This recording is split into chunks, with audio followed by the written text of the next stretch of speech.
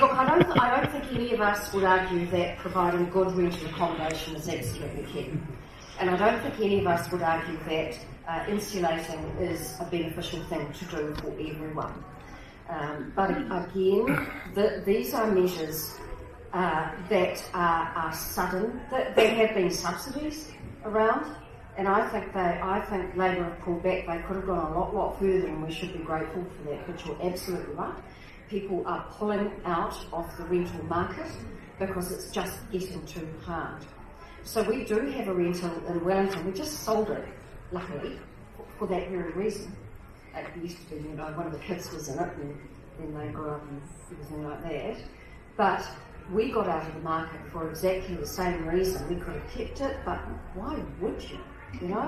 The changes that the government are bringing in around being able to have a dog as of right in a rental, and not being able to put a tenancy even upon sale of the house is just swinging the pendulum too far.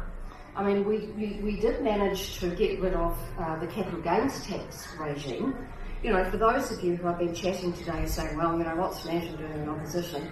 Fair call, but it was the pressure that came from us around the capital gains proposals that caused the government ultimately to back down, because the noise just got too loud for them, didn't it? So that was us guys hammering.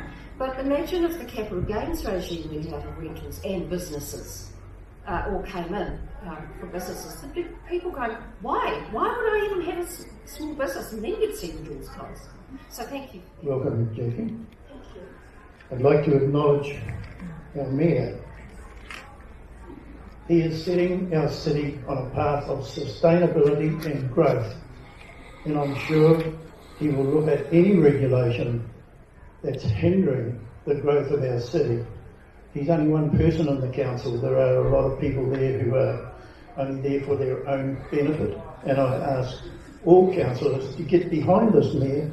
It has strong business background, and that's what we need in every city.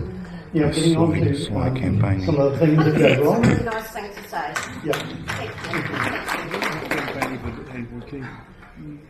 Some of the regulations, my son's in the building industry, they can't be here today, they're out working. Good. Stupid things like putting a ladder up. And before you can climb that ladder, you've got to tie it at the top. How stupid is that? Did we get that? Take a note of that. Yeah. Little ladders just so high, you're not allowed to step on them anymore. You're not allowed to use it. 2-3-step ladder, you're not allowed to use anymore. Yeah.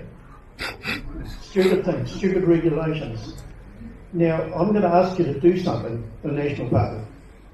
I want you to send a team to the administration in America and find out how they got rid of 32,000 pages of regulations and still have the cleanest air, the cleanest water, a big drop in deaths on work sites, and a huge increase in safety on work sites.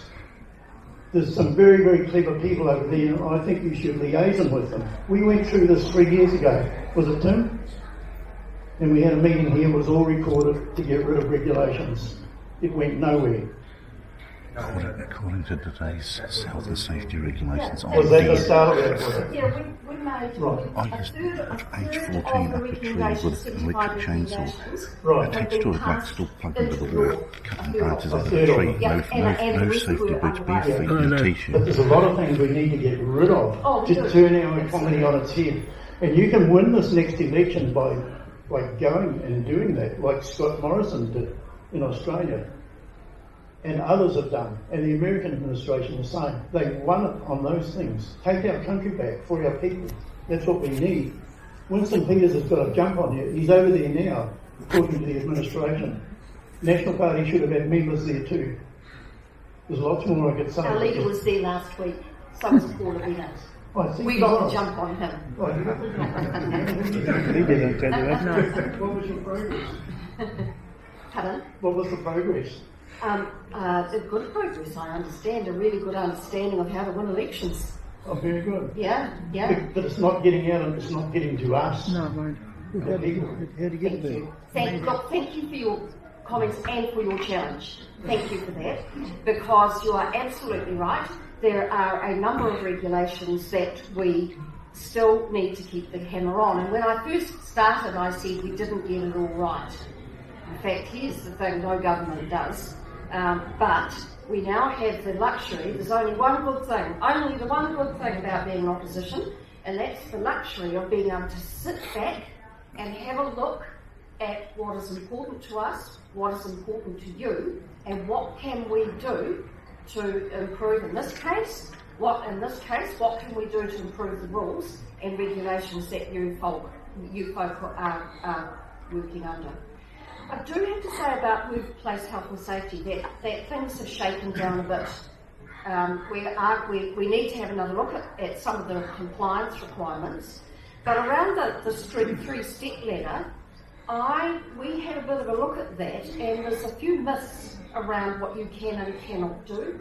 And what I think WorkSafe have a job to do, and you'll be familiar with WorkSafe. You'll love WorkSafe. I love that. Yes, I knew you would.